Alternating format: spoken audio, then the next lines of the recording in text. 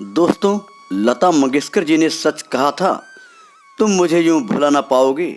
जब कभी भी सुनोगे गीत मेरे, संग संग तुम भी गुनगुनाओगे। दोस्तों, आज स्वर कोकिला लता मंगेशकर जी हमारे बीच नहीं हैं, मगर उनकी मधुर आवाज़ हमेशा उनकी याद दिलाती रहेगी।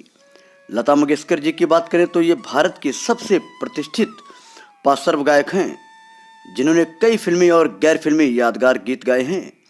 दुनिया भर में उनके करोड़ों प्रशंसक हैं, जो लता जी को माँ सरस्वती का अवतार मानते हैं।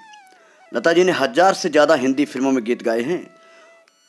वे 36 से ज़्यादा भाषाओं में गीत गा चुकी हैं, जो अपने आप में एक कीर्तिमान है। लता मंगेशकर जी का जन्म 28 सितंबर 1929 को इंदौर में हुआ था, जो कि अब मध्य प्रदेश में स्थित है। वे पंडित दीनानाथ मंगेशकर और स्यवंती की बड़ी बेटी हैं। लता के पिता पंडित दीनानाथ मंगेशकर एक मराठी संगीतकार, शास्त्रीय गायक और थिएटर एक्टर थे, जबकि माँ गुजराती थीं। स्यवंती उनकी दूसरी पत्नी थी। उनकी पहली पत्नी का नाम नर्मदा था, जिसकी मृत्यु के बाद दीनानाथ ने नर्मदा की छोटी बहन स्यवंती को अपना जीवन संगिनी बना लिया था। लता जी के जन्म के समय उनका नाम हेमा रखा गया था, जिसे बदलकर लता कर दिया गया। यह नाम दीनानाथ को अपने नाटक भावबंधन के एक महिला किरदार लतिका के नाम से सूझा। लता जी के बाद मीना, आशा, उषा और हृदयनाथ का जन्म हुआ। लता जी के शिक्षा की बात करें तो बचपन से ही लता जी को घर में गीत, संगीत और कला का माहौल मिला और वे उसी ओर आकर्षित हुई। 5 वर्ष की उम्र से ही लता को उनके पिता संगीत का पाठ पढ़ाने लगे। उनके पिता के नाटकों में लता अभिनय भी करने लगी। लता को स्कूल भी भेजा गया, लेकिन पहले ही दिन उनकी टीचर से अनबन हो गई। कहा जाता है कि लता जी अपने साथ अपनी छोटी बहन आशा को भी स्कूल ले गई थी। टीचर ने आशा को कक्षा में बैठने की अनुमति नहीं दी। इससे लता को गुस्सा आया और वे फिर कभी स्कूल नहीं गईं। 1942 में लता मंगेशकर पर मुसीबतों का पहाड़ टूट पड़ा।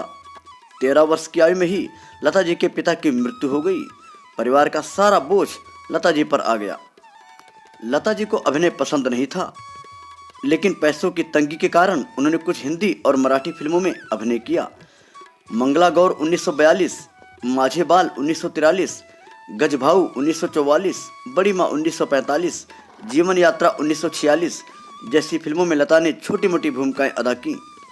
काफ़ी संघर्षों के बाद भी जब लता को सफलता नहीं मिली, तब जाकर उन्होंने 1945 में मुंबई का रुख अख्तियार किया। वहाँ पर उन्होंने भिंडी बाजार घराना के उस्ताद अमन अली खान से भारतीय शास्त्रीय संगीत सीखना शुरू किया। 1945 में रिलीज फिल्म बड़ी माँ में गाए भजन माता तेरे चरणों में और 1946 में रिलीज हुई आपकी सेवा में लता द्वारा गाया गीत पा लागू करजोरी ने लोगों का ध्यान लता जी की ओर आकर्षित किया, मगर कुछ खास सफलता नहीं मिली। कुछ दिनों के बाद वसंत देसाई और गुलाम हैदर जैसे संगीतकारों के संपर्क में लता जी आईं और उनका कैरियर निखरने लगा। लता जी के गुलाम हैदर मेंटर बन गए। वे 1948 में लता जी को दिग्गज फिल्म निर्माता शशिधर मुखर्जी के पास ले गए, जो उस समय शहीद नामक फिल्म बना रहे थे। हैदर ने लता जी को लेने की सिफारिश मुखर्जी से की। लता को सुनने के बाद मुखर्जी ने यह कहते हुए लता को लेने से इनकार कर दिया कि लता की आवाज़ बहुत पतली है। इससे हैदर भड़क गए। वे लता की प्रतिभा को पहचान चुके थे। उन्होंने कहा कि आने वाले दिनों में लता छा जाएगी और यह सारे निर्माता निर्देशक लता के चरणों में गिरकर लता से अपनी फिल्मों में गाने की मिन्नत करेंगे। गुलाम हैदर ने 1948 में बनी फिल्म मजबूर में एक गीत दिल मेरा तोड़ा मुझे कहीं का ना छोड़ा गवाया। यह गीत लता का पहला हिट गीत माना जा सकता है। गुलाम हैदर ने लता में जो प्रतिभा देखी, इसका जिक्र अक्सर लता जी करती रहती थी। लता के अनुसार गुलाम हैदर उनके सही मायने में गॉडफादर थे और उन्हें लता की प्रतिभा पर पूरा विश्वास था। इस दौरान लता जी अब पार्श्व गायक के क्षेत्र में अपना कैरियर बना चुकी थी। जिस दौरान लता जी पार्श्व गायक के क्षेत्र में अपना कैरियर बना रही थी, तब नूरजहां, शमशाद बेगम जैसी गायिकाओं का बोलबाला था। लता जी पर भी इन गायिकाओं का प्रभाव था और वे उसी शैली में गाती थीं। लता जी समझ गईं कि यदि उन्हें आगे बढ़ना है तो अपनी शैली विकसित करनी होगी, और उन्होंने यही किया। उन्होंने हिंदी और उर्दू के उच्चारण सीखे। आखिरकार सन 1949 में उनके किस्मत का सितारा तब चमका जब नायक अशोक कुमार की फिल्म महल में खेमचंद प्रकाश ने लता से आएगा आने वाला गीत गवाया, जिसे मधुबाला पर फिल्माया गया था। यह गीत सुपरहिट रहा। इस गीत ने एक तरह से ऐलान कर दिया कि आने वाला आ चुका है। यह गीत लता जी के बेहतरीन गीतों में से एक माना जाता है और आज भी सुना जाता है। इस गीत की कामयाबी के बाद लता ने फिर पीछे मुड़कर नहीं देखा। 1950 से 1970 का दौर भारतीय फिल्म संगीत के लिए बेहतरीन माना जाता है, जब एक से बढ़कर एक गायक, संगीतकार, गीतकार और फिल्मकार थे। सबने मिलकर बेहतरीन फिल्में और संगीत रचा और लता मंगेशकर के स्वरों में ढलकर एक से बढ़कर एक गीत सुनने को मिले। अनिल विश्वास, शंकर जयकिशन, सचिन देव बर्मन, नौशाद, सलील चौधरी, सज्जाद हुसैन, वसंत देसाई, मदन मोहन, खयाम, कल्याण जी आनंद जी, लक्ष्मीकांत प्यारेलाल, राहुल देव बर्मन जैसे नामी संगीतकार मधुर धुनों का निर्माण कर रहे थे और लता मंगेशकर सभी की पहली पसंद थी। इन संगीतकारों के साथ लता ने अनेक यादगार गीत गाए जिनकी लोकप्रियता की कोई सीमा नहीं रही। लता के आवाज का माधुर आम जन के सिर चढ़कर बोला और लता मंगेशकर जी देखते ही देखते चोटी की गायिका बन गईं। उन दिनों महिला गायिकाओं में उनके समकक्ष कोई भी नजर नहीं आता था। कई फिल्में महज इसलिए सफल नहीं क्योंकि लता मंगेशकर के गाए गाने लोकप्रिय हुए और इस कारण ही फिल्म चल निकली। अपने सहज सरल स्वभाव के कारण लता जी फिल्म निर्माताओं, निर्देशकों और संगीतकारों की पहली पसंद बन गईं।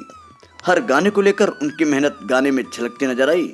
हर गाने को लता जी विशेष बना देती थी, चाहे वो रोमांटिक गाना हो, राग आधारित हो, भजन हो, देशभक्ति से ओतप्रोत हो। उनके द्वारा गाए गीत ऐ मेरे वतन के लोगों को सुन तत्कालीन प्रधानमंत्री जवाहरलाल नेहरू की भी आंखें भर आई थी। दीदार, बैजू बावरा, उड़न खटोला, मदर इंडिया, बरसात, आह, श्री 420, चोरी चोरी, मुगले आजम, दिल अपना और प्रीत पराई, 20 साल बाद, अनपढ़, मेरा साया, वो कौन थी, आए दिन बाहर के, मिलन, शागिर्द, मेरे हमदम मेरे दोस्त, दो रास्ते, जीने की राह जैसी सैकड़ों फिल्मों में लता ने मधुर नगमे गाए जो श्रोताओं के दिल में उतर गए।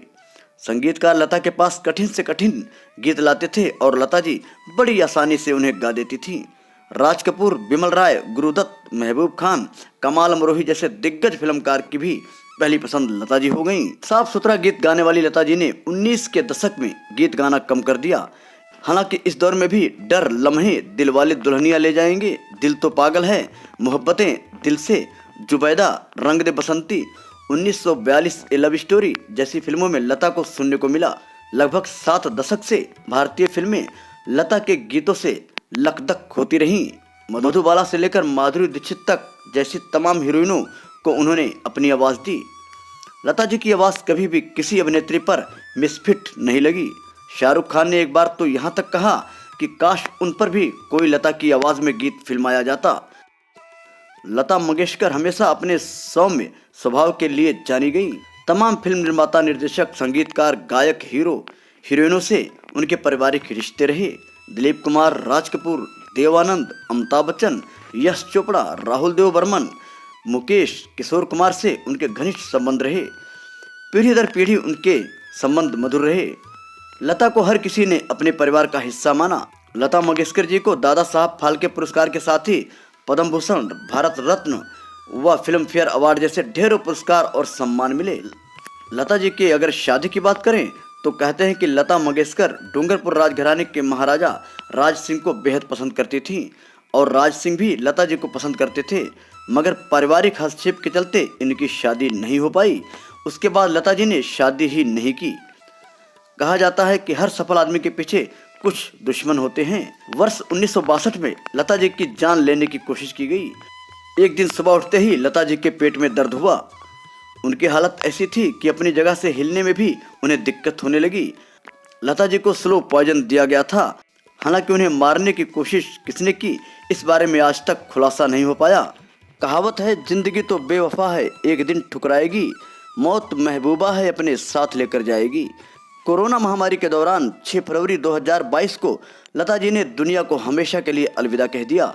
आज लता जी भले ही हमारे बीच नहीं हैं, मगर जब कभी भी इनके गीतों को सुनोगे तो संग संग तुम भी गुनगुनाओगे।